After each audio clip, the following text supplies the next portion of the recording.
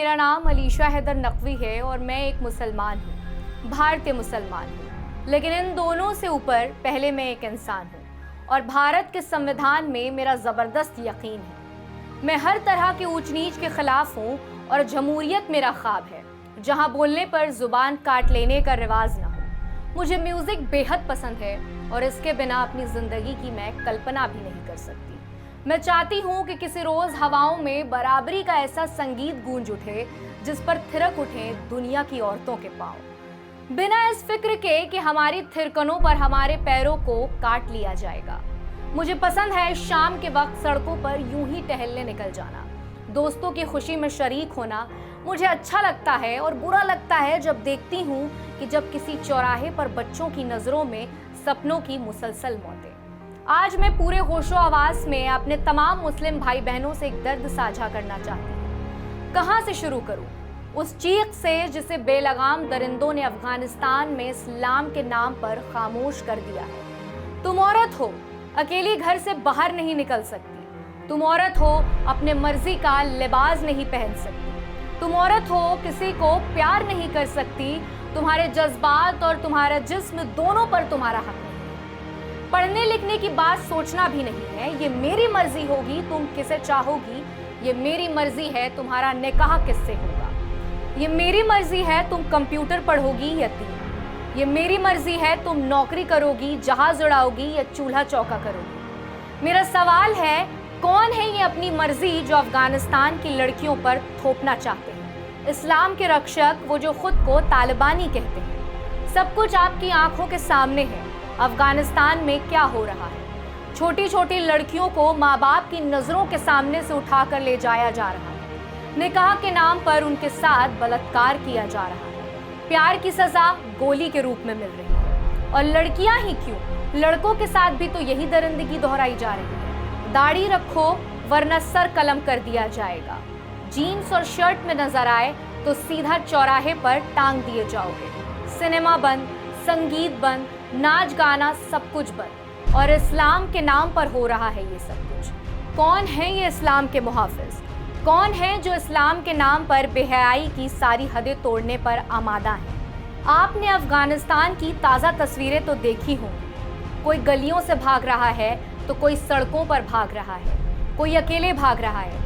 हर कोई अपनी जान का तलबगार बना फिर रहा है। 7 महीने की एक बच्ची को सामान के क्रेट में छोड़कर भाग गए उसके माता पिता। जान बचाने की बदहवासी की लोग हवाई जहाज के पंखों, छत और खिड़कियों तक लटक रहे हैं। कौन इसे इस्लाम का राज कहता है? ऐसा लगता है मानो शहर में लुटेरों की फौज घुसाई हो। लोग बस भाग रहे हैं, जो जहां है वहीं से भागना चाहता है।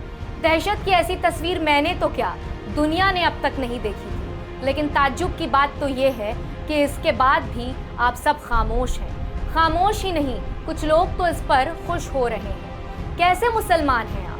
अफगानिस्तान में इस्लाम और उसकी सत्ता के नाम पर इतनी बड़ी दरिंदगी हो रही है और आप फिर भी खामोश हैं। ये आप ही हैं जिन्होंने कुछ दिन पहले इजराइल की ज्यादतियों के खिलाफ दमखम से आवाज़ उठाई थी। तब सोशल मीडिया के पन्ने अपने विरोध की आवाज़ से आपने रंग दिए थे।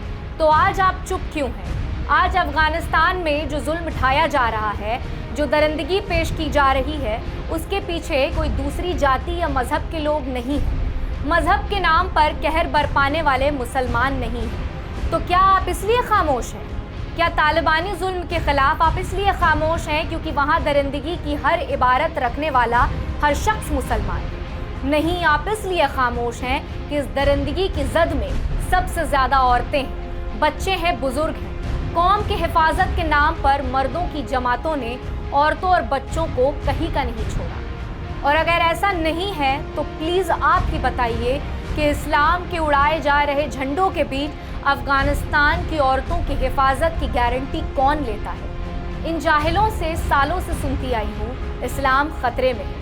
ताज्जुब होता है ऐसे मुल्ला मौलवियों और लोगों पर जो कहते आए हैं इस्लाम खतरे में है। इनके लिए हबीब जालिब साहब ने बरसों पहले लिख दिया था, खतरे में इस्लाम नहीं, खतरा है जरदारों को, गिरती हुई दीवारों को, सदियों के बीमारों को, खतरे में इस्लाम नहीं। सुन सको तो सुनो, फिर से कह रही हूँ, खतरा है खूंखारों को, रंग बिरंगी कारों को, दौलत के प्यारों को, खतरे में इस्लाम नहीं है। अरे सुनो, मैं तुमसे कह रही हूँ, खतरा है बटमारों को, मगरिब के बाजारों को, चोरों को, मक्कारों को, खतरे में इस्लाम नहीं है। अफगानिस्तान में इस्लाम के ठेकेदारों के खून खराबे पर आप खामोश हैं, इसलिए कह रही हूँ। तालिबान के कहर पर भी आप मौन हैं, इसलिए कह रही हूँ। आप इस्लाम को बचाने के नाम पर औरतों और बच्चों के खिलाफ खड़े हो गए हैं, इसलिए मुझे कहना पड़ रहा है। अगर आप वाकई मुसलमान हैं तो फिर एक सच्चे मुसलमान होने का फर्ज अदा करें। शुतुरमुर्ग की तरह गर्दन को रेत में दबाकर अंधे और बहरे ना बने। तालिबान का विरोध करें और पूरी ताकत और शिद्दत से करें। अमन और इंसान बचा रहेगा तो इस्लाम भी बचा रहेगा, हिंदू भी बचे रहेंगे, यहूदी, ईसाई, जैन, बौद्ध, सारे धर्म बचे रहेंगे। याद रखिएगा, इंसान के जर्द चेहरे की कीमत पर अगर आप कौमों के चमकते रहने का ख्वाब देख रहे हैं तो ये ख्वाब एक दिन धरती को नेस्तो नाबूद कर देगा। मैं ज़्यादा नहीं जानती दुनिया की किताबें क्या कहती हैं, लेकिन एक औरत के बतौर मैं इतना ज़रूर जानती हूँ कि औरत और बच्चों को मारकर, बच्चियों से बलात्कार करके लहराए गए झंडे हर कौम पर बोझ हैं। इसलिए आखिरी बार कहती हूँ कि उठो, अब वक्त आ गया है। अमन का परचम लेकर उठो, इंसान से प्यार करो और हर एक इंसान से प्यार करो। अपना तो मंसूर है जालिब, सारे जहां से प्यार करो। दर्द में थी इसलिए कुछ ज्यादा ही कह दिया, बुरा लगा होगा तो अपनी दोस्त, अपनी बहन समझकर माफ कीजिएगा। अफगानिस्तान की औरतें जिंदाबाद, इंसानियत जिंदाबाद, बराबरी के ख्वाब जिंदाबाद, अमन और भाईचारा जिंदाबाद। गुस्सा आ रहा है, मुझे मार देने का दिल भी कर रहा होगा, मुझे बदचलन और आवारा कहने का भी दिल कर रहा होगा। कोई बात नहीं, हम औरतों को इसकी आदत है। मैं सारे संसार की औरतों से अपील करती हूँ कि इन तोहमतों की परवाह करना छोड़ दें, वरना ये दुनिया रहने लायक नहीं बचेगी। अच्छा, अब आपसे विदा लेती हूँ। खुदा हाफिज।